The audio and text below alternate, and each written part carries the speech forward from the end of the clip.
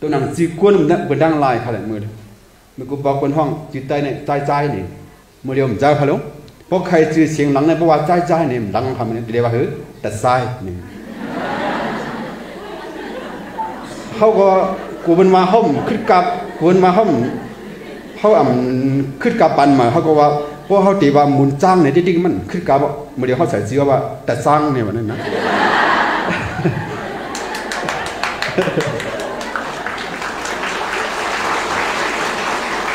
เขาลืมลาดปันก้นถามเด็กเพราะเป็นบางท่านใครเป็นเด็กตัวมือเพราะเมียนเจอสาธุอะไรนะอันบางท่านใครในโปรแกรมนั้นสุดของใครสาธุมึงไงเหมือนเรื่องน้องอันรัดพื้นเกียบเขาหนามึงไงนั่นนะเจ้าโคสีดีเด่นก็ตั้งนั้นเนี่ยพอมันยาวเนี่ยเราหลุดตัวมือบ้านะมึงไงมีฝันตัวมือบ้านะเดี๋ยวหางกำตัวบางอย่างใจอุ่มเครื่องกับตัวบ้านะก็มันในมือเดียวเป็นห้องมุนจ้างเป็นห้องไว้ก็แต่ซ้ำอันนี้เขาว่าแก่นะแต่ทรายเนี่ยนะมันห้องความปลูกเดียวไว้ในกาเขาว่าจ้องมาไหนพวกกำเขาทำจีมันยินนั่นนะมันกว่าเมืองไทยก็กับนักขี้เลี้ยงก็กับเมืองเขมันห้องกันมันมากูอาชีพกูไปอยู่เนี่ยว่าคนนั้นก็หักใส่ก่อนหมดฟ้องได้เดียววันนั้นได้เดียวนะก็มันเขาก็ตลาดเขาได้ห้องลายเขาลายจีมุนจ้างเอานะเมื่อไหร่ก็